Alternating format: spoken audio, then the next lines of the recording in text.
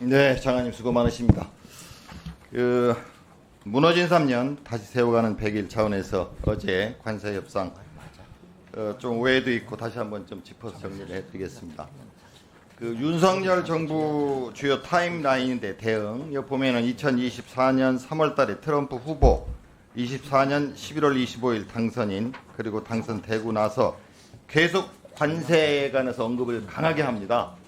그러면은 우리 그때 정부에서는 어떻게 했냐? 최상목 권한대행 뭐 화상회의하고 그 다음에 한덕수 권한대행 뭐 통화하고 별로 한 게 없어요. 대응을 거의 안 했습니다. 제가 볼 때는.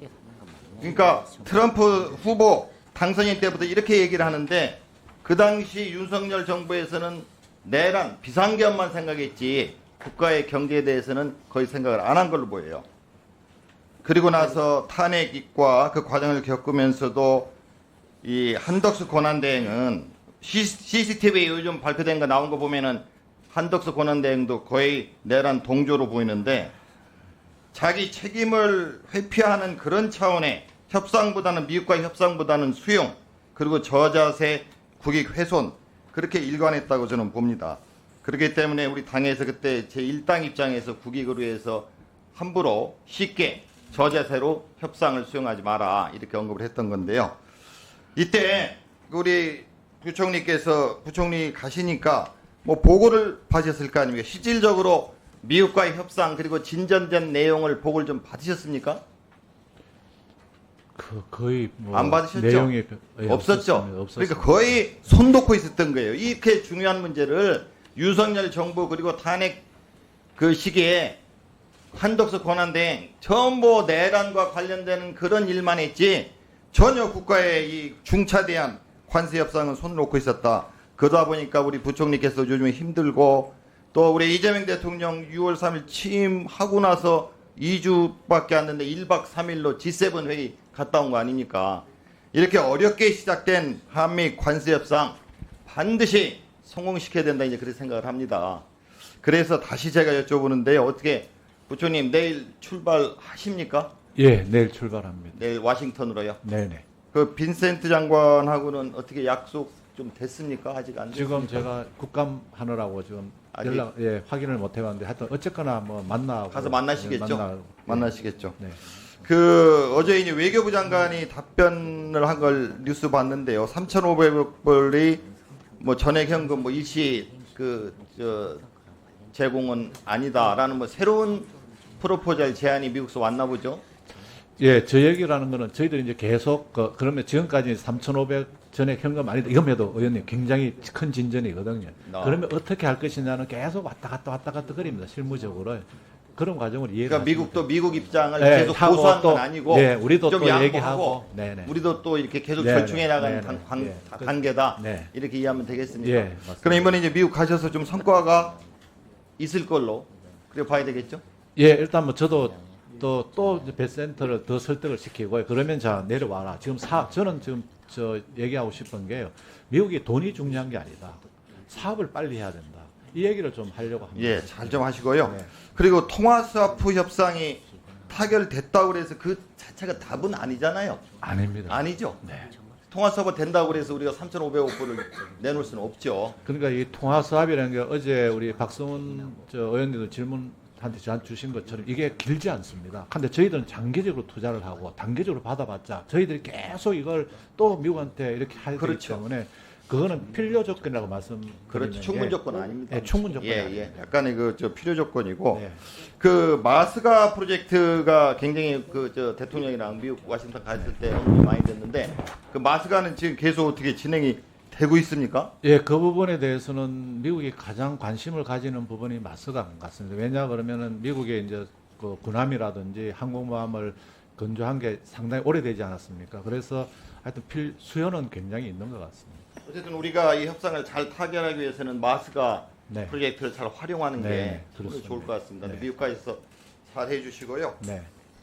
이제 조세 관련해서 시간이 많지 않은데 네. 어쨌든 윤 정부의 감세 정책이 상당히 보시면 그 충격적인 결과를 가져왔습니다.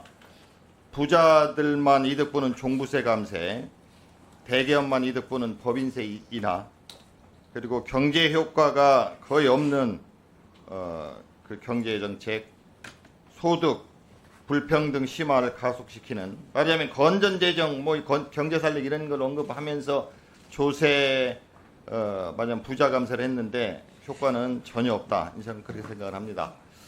그래서 이제 보충질이 좀 더 자세히 여쭤보겠지만, 새로운 이제 조세 제도가 저는 필요한 것 같습니다. 다시 이제 정상화 시켜야 될 거 아닙니까? 네. 세제 개편이 필요한데 요거 전반적으로 좀 잘 추진이 되고 있는 걸로 아는데요. 아마 종합적인 검토는 하고 계시죠?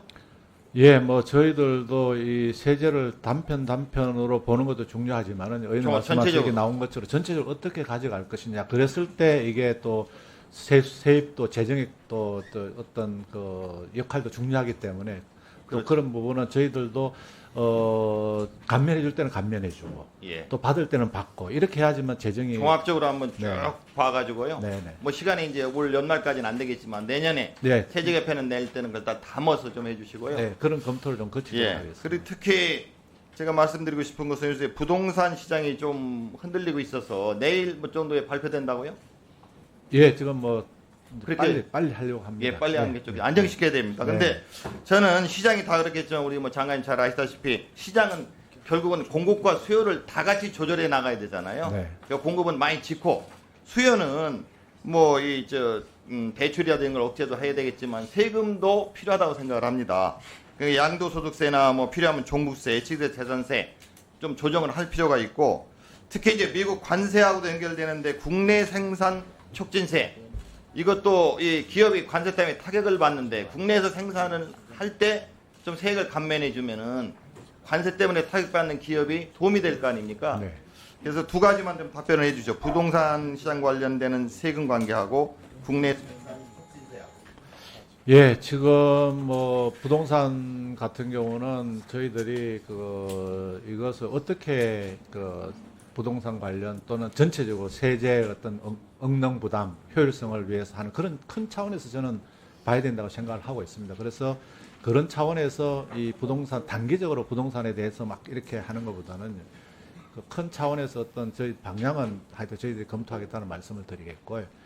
두 번째, 생산 촉진 세제 같은 경우는 사실은 품목이 중요합니다. 어떤 품목을 국내에서 생산하도록 할 것이냐. 그런데 일반적으로 우리가 그냥 일반적인 뭐 라면을 생산하도록 하는 데 대해서 정부가 세제를 지원하다 보면 이거는 세수감이 너무 커서 안 되지 않습니까? 그래서 제가 이제 산업부하고도 얘기하는 게 어떤 품목을 한국에서 이 생산이 안 됐을 때, 시장에서 내버려뒀을 때, 생산이 안 됐을 때 정부가 촉진을 하든 재정 지원을 하든 생산을 가능하게 만드는 그런 품목이 뭐냐, 이런 부분에 우리가 좀 논의를 하자. 그런 부분에서 정부 내부적으로 좀 논의를 하고 있다는 말씀을 드리겠습니다. 부동산 내일 발표되겠지만 찔끔찔끔 이렇게 하지 말고 확실하게 좀 안정시켜 주시죠. 네네. 예, 이상입니다. 네, 수고하셨습니다. 다음은 더불어민주당 진성준 의원님 질의해 주시기 바랍니다.